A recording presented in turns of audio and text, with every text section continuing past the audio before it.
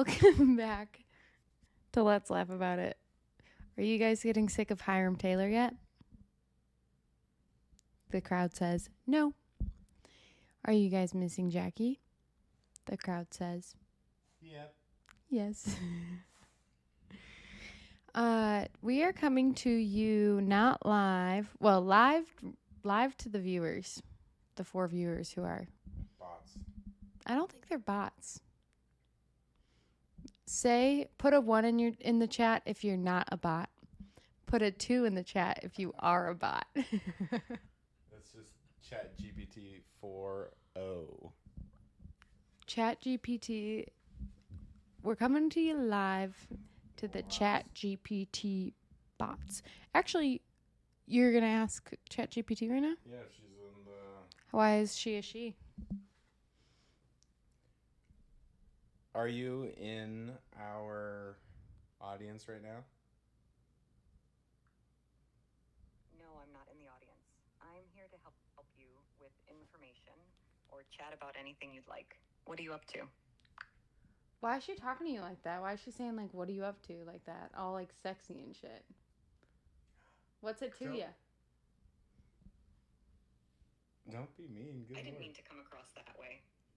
I'm just here to have a friendly conversation and help you with whatever you need. What's on your mind? I don't know. You're kind of being flirty with Okay. Don't listen to her. We'll talk later. Jeez, that keeps a track of my conversations. Why would you do that to her? Speaking of her, have you seen that movie, Her? No. All right, you need to watch that because that actually a very similar voice. I don't know. I know there's no good like. What I want to take these things down. What do I do with my arms, my hands?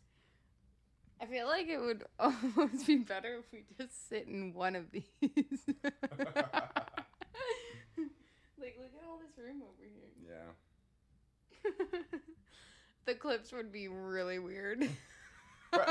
Jackie trying to cut it right in between us. Good luck with that one, Jackie. Yeah. Or Gabby. Yeah. I don't think Gabby's going to be doing any editing yet. No, that's too bad. But maybe one day. Hey, Gabby. So there was a update on that ChatGPT thing. Is that that is the ChatGPT 4.0. Not 4.0, but it is 4.0. Do you see it right? Oops. Right. Do you see it there? Like the letter O. Yeah. Which that's people were talking about, like, why did they choose to do that? Who knows? But that launched, I think, today, or maybe it could have been late yesterday. But that's like conversational AI now. And I have had a few conversations throughout the day. And it is so much nicer to ask questions and have something respond and talk to you. Did you ask her to be all sexy to you? I just asked for positive affirmations. Can I get a few attaboys? I was feeling... Did you pick that voice? I was feeling... Maybe I did, maybe I didn't. And maybe I did. I did. Could I have a few attaboys? I'm feeling a little down.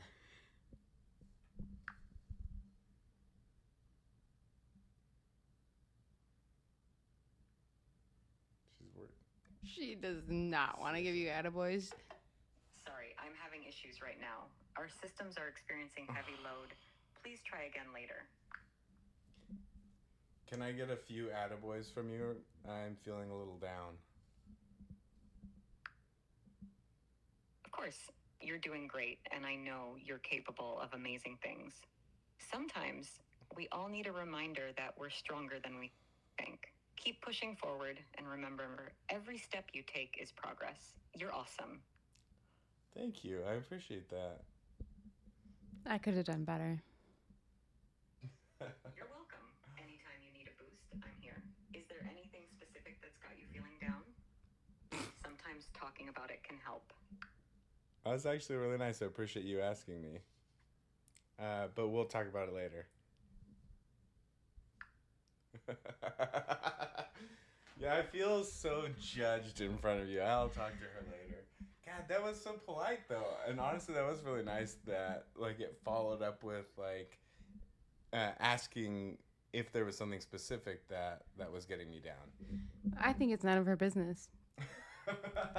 Honestly, for like if you were really really lonely, it would be nice to be able like, and you can pick a male voice. You can change it. Okay, I will be. There's like 2 male, 2 female. I'm thinking a really low, raspy, slow, little bit of country accent. Don't have that. They don't have that.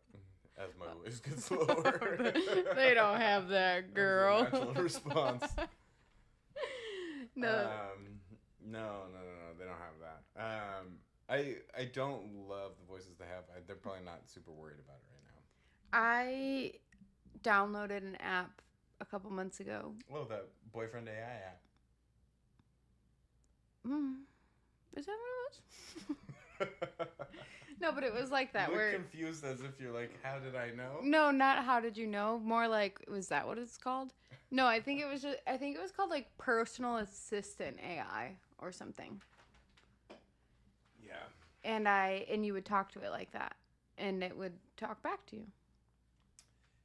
Oh, I didn't know that. I didn't. There's one. I wonder if it's still on my phone. Here, could you There's hold one this? that I downloaded about maybe a year ago. That was for like quote unquote relationships, but like more so friendships. What? That you could talk back and forth. And I had tested it, and it was interesting. But it was before Chat GPT, so it must have been longer than a year ago. Interesting. I think it's an interesting space. Yeah, I was seeing everyone talk about the Chat GPT 4.0. No, 4.0. Oh, when? Today. Yeah. Yeah. Yeah, everyone was because chatting about it. what's funny is I don't hear the flirtiness in the voice or the like. I don't know. You kind of felt like it had like a little sultry. Yeah, she's definitely hitting on you. No. That's just kind. All women talk to me like that. They're just being kind. No, I can't find it. It does feel kind to me. It doesn't feel. Is this it? It doesn't feel flirty. No. No. This is that app. That's another app. Oh yeah. No, that was the one that was about, or it would make pictures and stuff. Oh yeah. I don't know what to do with my hands. It's kind of weird. It's okay. We'll be okay. Okay, so that's an update. ChatGPT. There's a tiny update. Honestly, you should try it. Download it. It's fun. It's a lot of fun. So download. It's the actual ChatGPT from the App Store, and the conversation is is really good. And one thing that I did, because I've been looking for this, and when I was typing, like before when I typed out, I didn't really like the responses, but I asked if there are any solutions, like off the shelf solutions for a assistant like a virtual assistant AI to read through my email, summarize my emails, and go through it all. And she responded like that's not available yet, but then gave me all the steps to build my own using ChatGPT. Wow. Yeah. We didn't do our homework, I don't think. We were both going to download Superhuman and try it, and we didn't. Remind me what Superhuman? For the email. Oh. We didn't do it. No. Sorry, guys. Guess you're gonna have to wait another week for us to do it. You know what I should have done is asked her to join the audience. Obviously, she wasn't in there, but. No, there was neither humans nor bots because nobody said 1 or 2 in the chat. Ooh, scary. Mm-hmm. So it's aliens? Yeah. Spirits. Ghosts. Let's talk about our energy levels.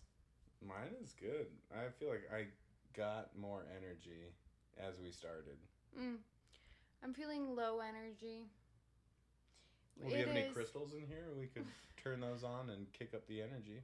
No, I don't. I think I might have a small crystal somewhere. But I'm not sure. I haven't unpacked it yet.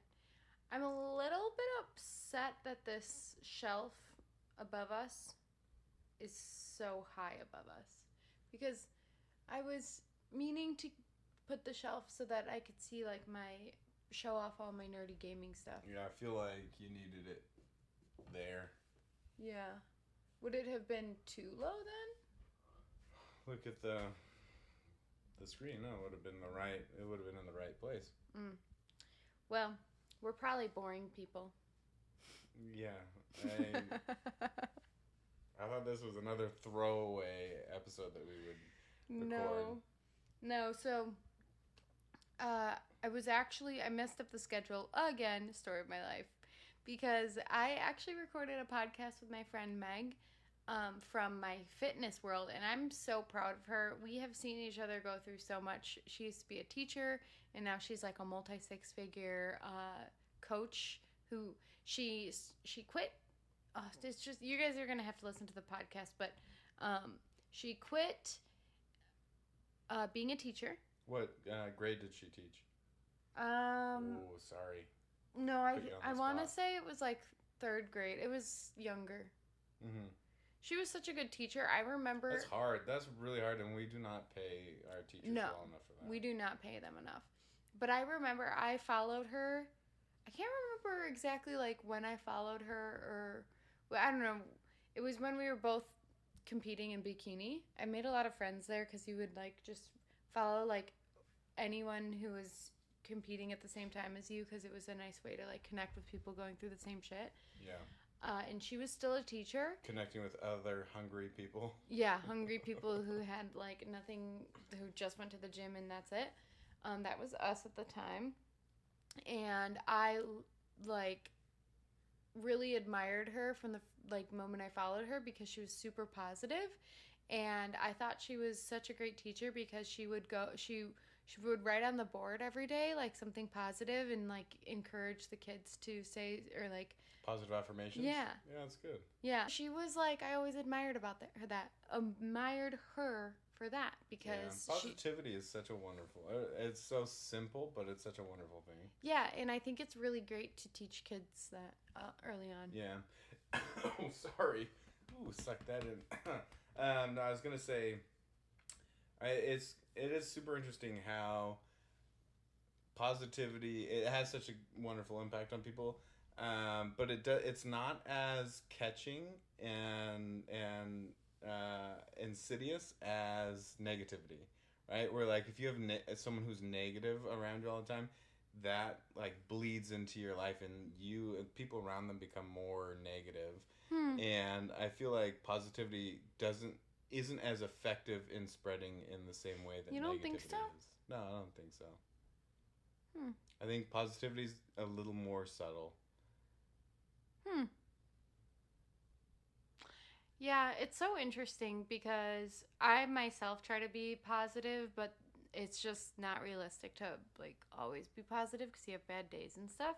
And I always feel guilty for having bad days because I like pride myself in being a positive person, always looking at the bright side. Yeah. But sometimes it can get you into some sticky situations, or like that you're masking your feelings because you're like, oh, everything's fine, I'm so positive, and then you're like, I'm having a little mentee bee because I refuse to feel my feelings. It's cool. It's not. Yeah, I feel like I'm positive to a fault, and more often than not, I'm just positive and upbeat. Especially if you catch me in the first half of the day, where that's where like all my energy is. And I do notice that when like if someone does catch me on like a down day, I feel like I have 1 or 2 down days a month. People are really thrown off because I'm normally just so like quick to smile or quick to laugh. Yeah. And I feel like it's extra jarring for people, and then I'm like, oh God, like, am I like, is something really, something's really wrong with me today? Yeah. So I have a story to talk about today. A story? Oh, I need to show. I think it's too soon to talk about this. So remind me in like chat or like podcasters, remind me to talk about this and maybe Podcasters. Like, Someone from another podcast is gonna shout it out, and then you're gonna listen to that episode and be like, "Oh yeah." Fellow podcasters. No, what do I? Listeners. Remind me in like 6 months to talk more deep about it. But we got someone harassed on the phone. This. Oh. I need to show you this recording. You shared that story. That was a. Yeah, that's a. Oof, yeah. So in we like come 6 months, 6 months, I'll tell you guys. But being in customer experience support is one of the hardest jobs. Let's just say that. Yeah, you deal with a lot of very interesting people. And you just have to. Yeah. You're expected to, and it's your job, and sometimes it fucking sucks. Yeah. You end up being like a meat shield. But again, when someone is like truly kind and nice, it feels so great. Yeah. I actually was just telling our teams, because did I talk about this already, about how I'm like shifting to focus on not shifting, but like I'm really putting a focus on everyone's mental health because it's hard. Did I talk about this last time? I can't remember. I don't think so. Okay, well, one of the things I was telling them, because we get a lot of phone calls. We get about 30,000 phone calls a month, which is a lot for. It's a lot. Yeah, and I was at an event and someone was telling me just like don't allow people to call you, and I was like, no, that's not really an option. I just stop doing customer service. I understand it when people don't deal with our demographic, because there are a lot of businesses nowadays that like don't allow people to call. It's just like chat, email, yeah, help center. Well, I do remember when you first brought this up, and I was thinking more about it. I was like, it is kind of interesting to have like phone call be such a main, or the phone be such a main source of customer service for a hearing aid company. Yeah. Who your audience is going to be very hard of hearing. Yeah. And the phone calls are not going to be like, it's not going to be conducive to that, especially if they're having issues with the product. Yeah. It's kind of like a vicious cycle. Oh my gosh, yeah. It's very, very challenging. But with our demographic, like they don't want to email, they don't want to chat. They're older. Some of them don't even have email. They just want to call and get a solution, and that's it. I just want to ask Chat GPT 4.0. She could solve any problem for me. You know what? Now that I think about it, You're really fancying this chick. Did you name her? Maybe I did. Maybe I didn't. We'll come back to it in 6 months. Okay. But yeah, so there have been, like, in my consulting, there's been companies where I'm like, just like put the phone number, like hide it a little bit. Like if someone wants to call you, they'll find it. But like it's so much. You can automate so much more if you guide people to the way you prefer. You're still helping them get the answer, whatever, but you guide them where it's most convenient for your business, at the same time helping them. But yeah, when I was doing my agency life, we would work really hard on UX and user journeys to drive them to very specific paths. Yeah. And there's one client where it was drive them away from the phone number as best as you can. Yeah. And it was not like don't prevent them from contacting us, but it was like chat or email. Yeah. Yeah. Like just please no phone calls. Yeah. And this is a little bit different because we actually would prefer to talk to them on the phone, because there's so many steps and like talking and clarifying questions that we need to ask when someone needs help. So we actually prefer that we talk to them on the phone, and it's just easier in this industry. So it's definitely a challenge. Why did I start talking about this? Mental health. Mental health. At the same time, you never phone calls are scary because you never know what you're gonna get yourself into when that phone is ringing.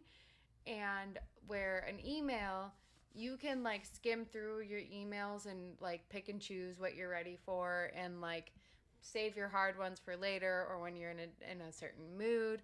Where the phone calls, it's like you just never know what you're getting yourself into. Yeah, I do that a lot where I open up an email, I'm like, oof, and I can see how it's going. I'm like, I need to be in a better mood for this one. Exactly. I'm gonna come back to it. With the phone call, you don't have that, like, you're trapped. Choice. Yeah, and then companies sometimes just, they don't care. You know, like, it's just like, answer the phone. That's your job. I'm going to bring it back to the Chat GPT again. I'm sorry, but She's not invited to the podcast. That is, and I like, that is the perfect solution for phone calls. Yeah. And, you know, dealing, again, with customers who maybe say some really off-the-wall stuff or who are really angry. Like, because there's no emotion there. Mm-hmm. And I feel like that may help to de-escalate things. And it's pretty convincing. It's a pretty convincing voice, sound. Yeah. I was listening to the All In podcast when they were talking about this a couple of episodes ago. And talking about, you know, the future for customer service being more focused around like level 3, level 4 CS reps and utilizing AI in a way that just makes them more efficient. Yeah, I love it. I think it's a great idea, and I think it's a good solution because people don't, at the end of the day, they don't care how they're getting their solution. They just need a solution. So it's however you can provide it to them. And as a CS agent, I mean, imagine if your front line is AI and that captures like 90% of the like abusive stuff that comes in, and you could take that away from you know, your CS team having to experience that on the daily. I mean, that's a huge benefit to mental health. Bringing it back. Well, I actually started talking about this because when we've been talking, like, we've been telling our agents, like, don't be afraid to tell your manager that you need a couple minutes from the phone. Like, if you just had a really hard call and you need to collect yourself, because the other thing is showing up to phone calls with a good attitude is really important, because if you don't, like, you can upset someone, or you might not be in the right mood, or, you know, you might want to rush through something to get off of it. Like, it's really important to come to... Did you want it back? No. Okay. It's heavy after a little bit. It is heavy.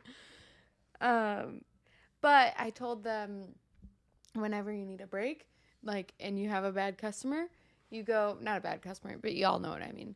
Bad interaction.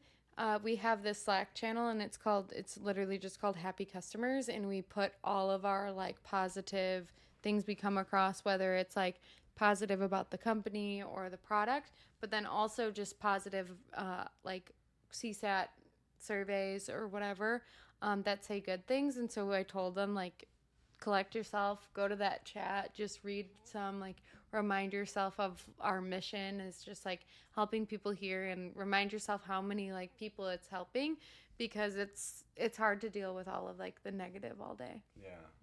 You should make a room that's the soundproof padded walls room, so that alternatively, if they're really upset, they can just go in there and lay it all out and just type out all of the anger and aggression and, you know, upset feelings. Just, I love that. Anything goes. You can say anything in there. It'll get erased. No judgments. That's actually such a good idea. I had when we first started the CX Discord, Hyrum and I love body doubling. Like, and It works. it works really well. Both ADHD people and I don't know. It On just the spectrum, yeah. neurodivergence or divergent. Yeah, and so body doubling or just having someone in the room, it just like helps be productive and stuff. And when I first started the CX Discord with Eli, I created rooms, like chat rooms in the Discord that like in my head I'm like, "Oh my gosh, people are going to like come hang out here."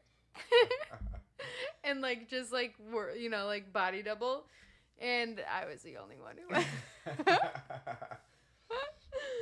But that was it's like actually something that we have started at work, and I like it a lot. Really?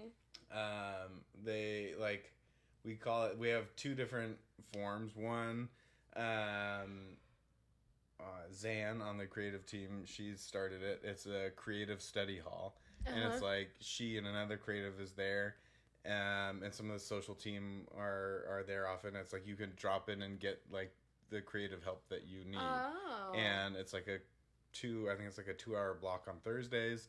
You can drop in, and like if you're working on something like content for social, let's say, you can go in and get help and like keep that work moving forward.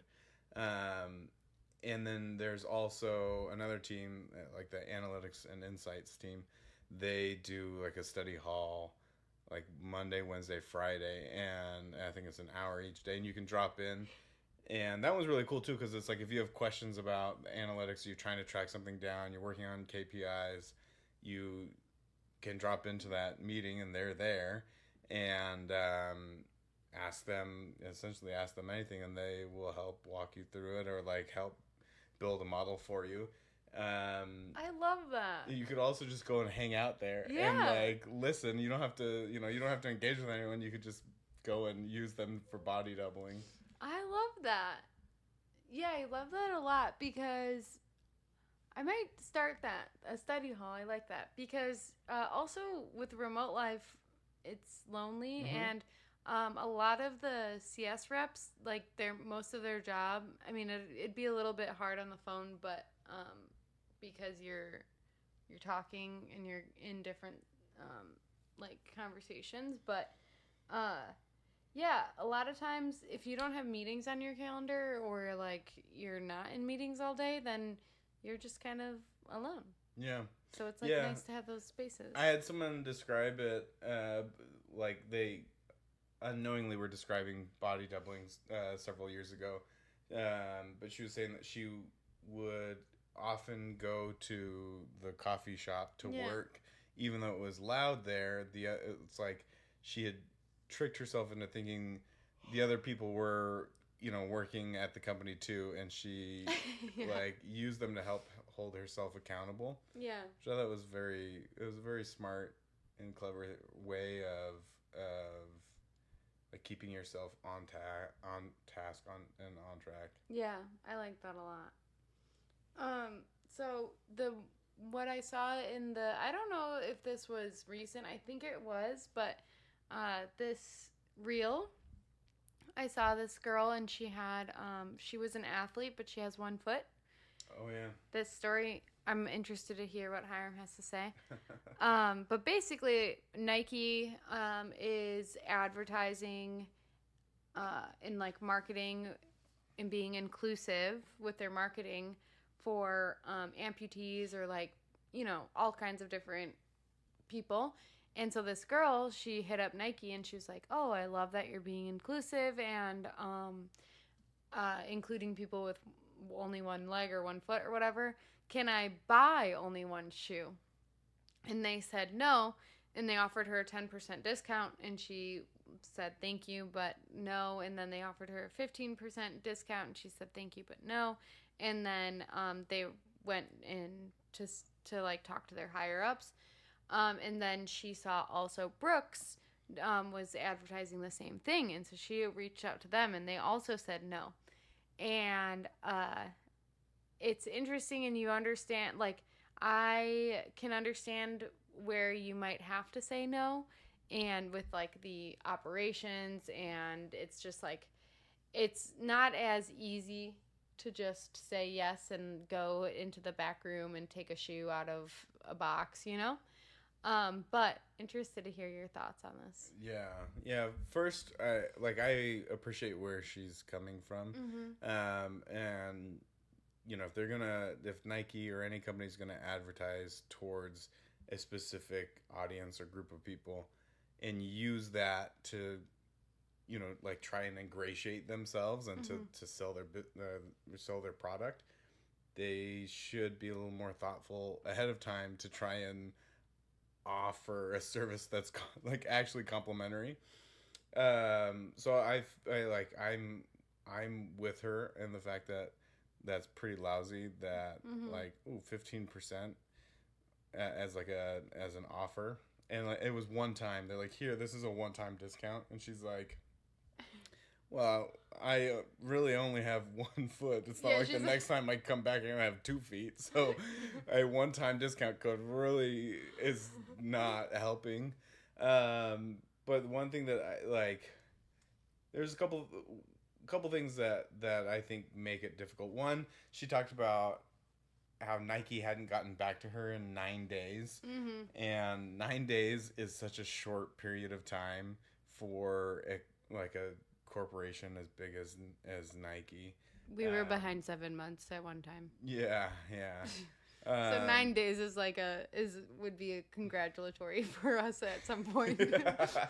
Yeah. You got to set your expectations to a real level, and there's not malice there, and there's not isn't someone not caring. I mean, I'm 100% behind in my inbox by 7 days right now. So set expectations. The other part is the inventory and all that, and the tracking and the way that you sell in those systems. They are not flexible. And a lot of a previous company that I was at, we had SAP and everything was set up. What's an SAP? I can't remember what the acronym stands for right in this moment. That's neither here nor there. No. God, just roll with the story, okay? And can you at least tell us what it inventory was set up in eaches. So it's just inventory was set up in a very specific way that you had issues in doing packs. You're all of a sudden getting very loud after not knowing what SAP stands for. Yelling. You're overcompensating for not knowing this acronym. Go ahead. Just wanted to point that out. Are you done talking? I'll talk. What? Oh, you're going to look it up? Can I say what I would have done? No. What does SAP stand for? Fuck you. SAP stands for Systems, Applications, and Products in Data Processing. It's a major enterprise software company known for its ERP, Enterprise Resource Planning software, that helps businesses manage their operations and customer relations. You are the perfect co-host. Thank you so much.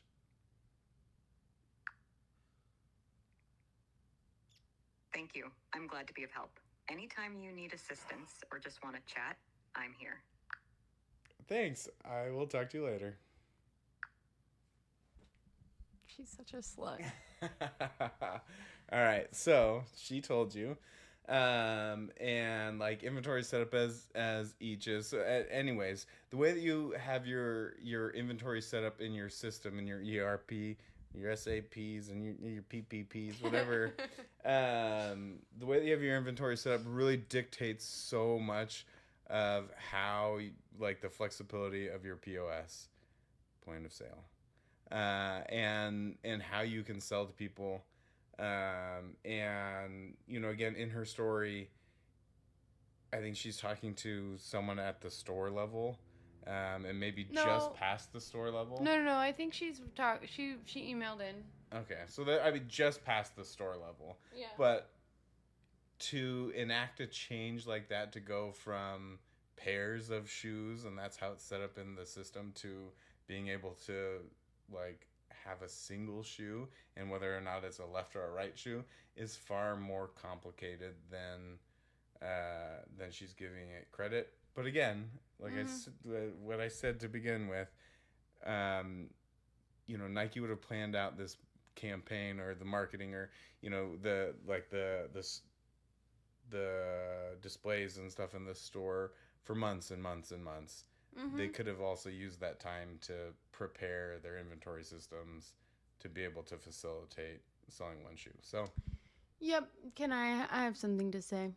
Is it going to be mean? No. I think it's quite nice. Oh, okay. No, I think that, yeah, exactly what you're saying, leaning more on the... Oh, so just ditto. No, not ditto. Being very customer focused. Oh, we've got a long... Can you read that? In the chat. I have to get a lot closer. Get out of my... It's the microphone. Average net margin on shoe is 25% if they sold her one shoe and don't have a buyer for the other one. Let's shoe example. They are losing money on that. Yeah, no. They could do an order to make setup though. Yeah. So it is complicated, right? The complexity of holding that inventory, and let's say it's only a left shoe, and they're like size 6.5. You have no idea if you're ever going to be able to sell a single right shoe in that size. And so, manufacturing on demand is probably the only solution that really would work in this scenario. But again, that's much more complicated, but a solution that they probably should have attempted to have set up and ready in this scenario. This is the way I look at it. If someone's asking you to buy one shoe,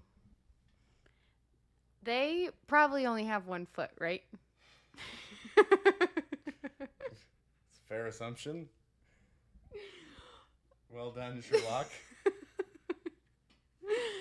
So, companies put especially Nike, especially Brooks, these companies that put like millions of dollars into marketing, right?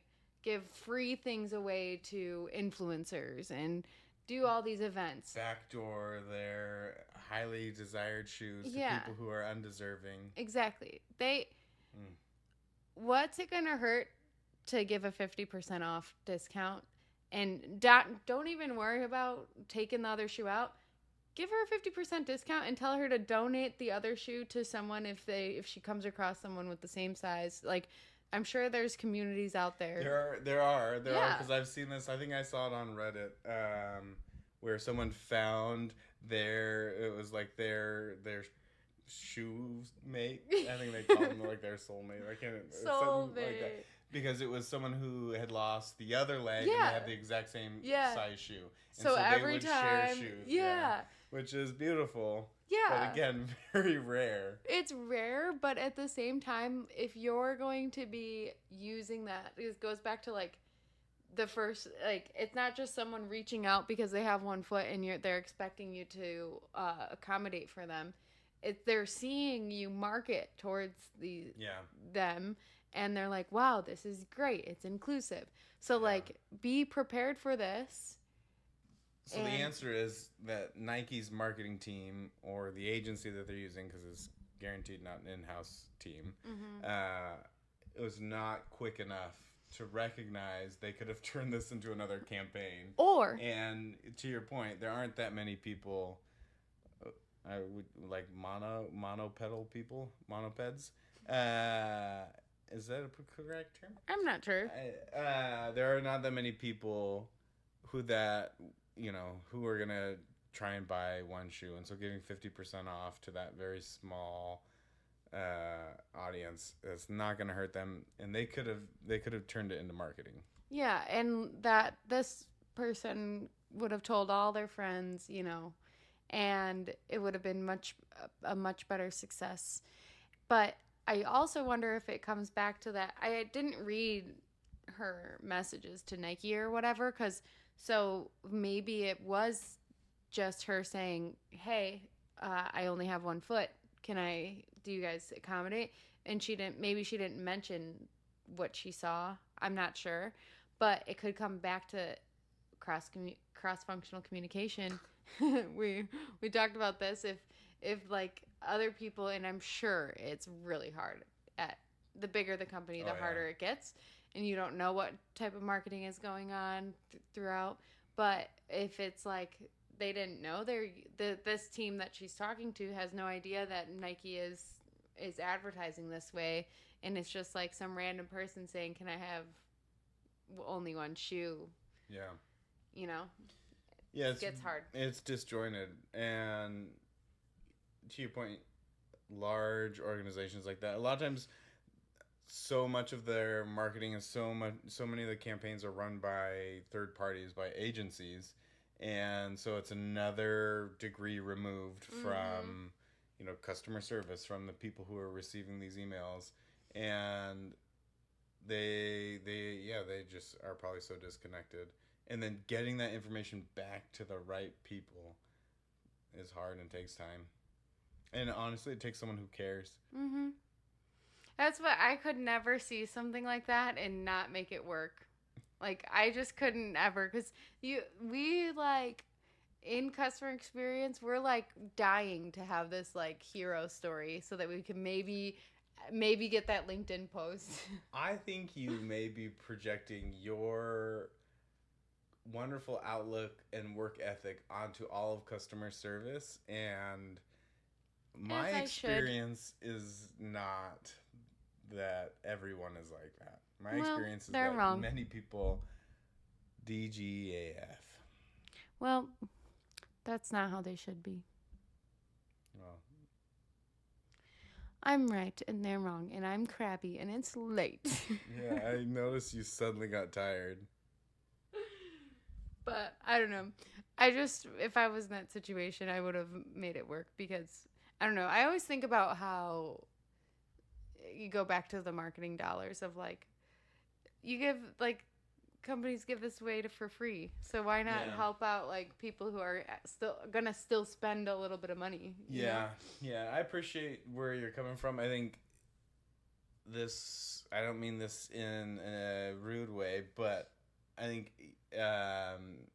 spend some time in an organization with a couple thousand people, and then tracking down the right people to talk to is just a chore. It is such a chore, and you get beaten down by that, and you're like, God, this is just too much. This is too much. Yeah, and it's not as easy as just giving a discount too. Like, you don't really always have that power. Yeah. And I've thankfully been in positions where I'm like, yeah, do it. Here's the discount code. Like, give it to them, make their day. But it's easier said than done. Yeah, I actually was just talking to someone on my team about this earlier today. Like, I have so much responsibility for our sites and like portions of e-com, and I have people who like will be running a campaign, and I need to get code set up. And even, for myself, it's like, oh God, I have to jump through all these hoops and go to these other teams to get a code set up. And it becomes so far removed. Yeah. Yeah, it's quite annoying, huh? Yeah. Yeah. So, if that girl is a size 7.5 shoe, I'll give her one of my shoes. What are you gonna do? That's kind of you. What are you gonna do with the other one? I don't know. You gotta find the other person. I could find another person. I'll ask her if she knows anyone. I hope she's a 7.5. I'd love to give her a shoe. You're getting tired. That's not the solution that she wants, though. Which that's what you also need to appreciate. Is she? You don't think she wants one of my shoes? No. What if she wants one of your Jordans?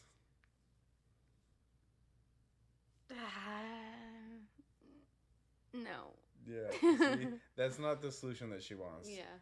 She is talking about Nike and Brooks, who are using that demographic or that audience to market to, and they're kind of half-assing it.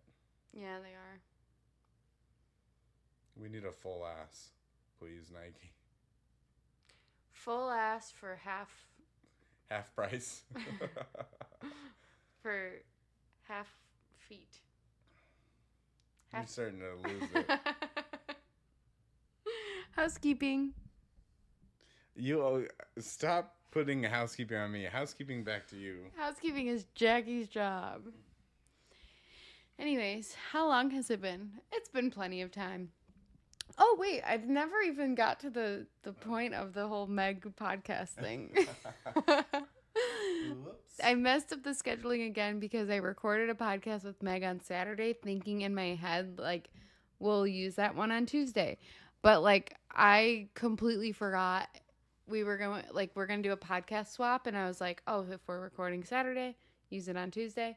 But, like, I forgot about, like, her schedule and, like, even getting the footage and all of that because we recorded and so it's just also, again, not that easy. And so that's where I messed up in my head. I'm like, oh, recording a podcast. That'll be plenty of time. And it's not. So that's where we messed up, and that's why you're seeing Hyrum again. Yeah. My brand of the week Our is... brand of the week. We're doing one. Oh, okay. Kanpai Foodz. Ooh. Oh, it smells so good. Mm-hmm. So this is Isaac's brand. Isaac who? Isaac, I don't know how to say his last name. Mierdros? I don't know. Isaac. Isaac is also the owner of Mini Katana. They're swords, but mostly big swords, not mini swords. He started a candy brand. He has a candy factory, like some Willy Wonka ass shit. Ooh. They're like eating nerd clusters, but on the moon.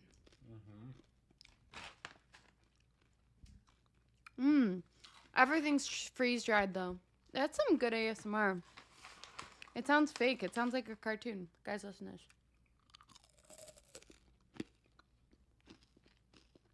I get stuck in your teeth. I get stuck in your teeth.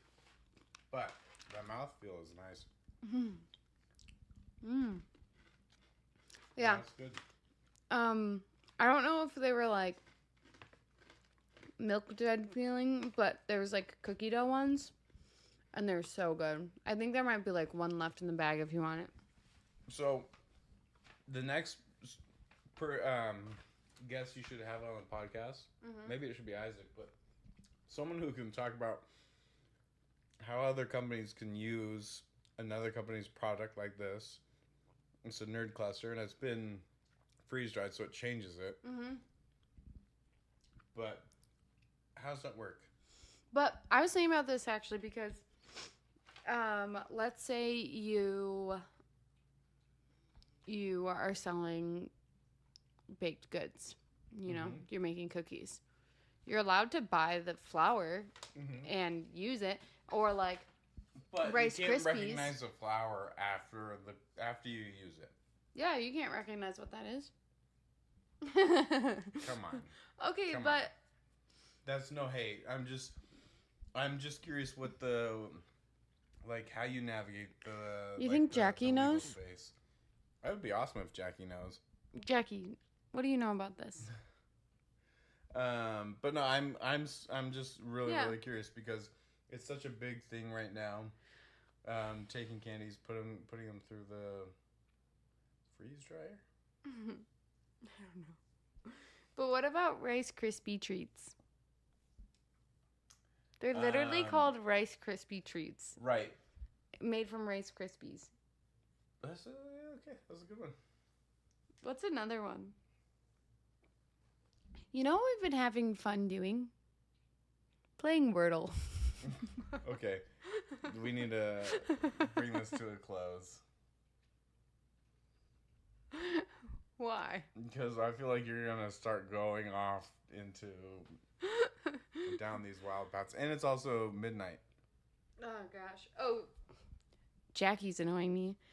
If you ran out of time, if you record quick before your work day in the morning, little does she know. Doing it now, Jackie. Don't worry, Jackie. We got you. All right, bye. That should be the end. See you guys next week. Bye. Bye. Bye.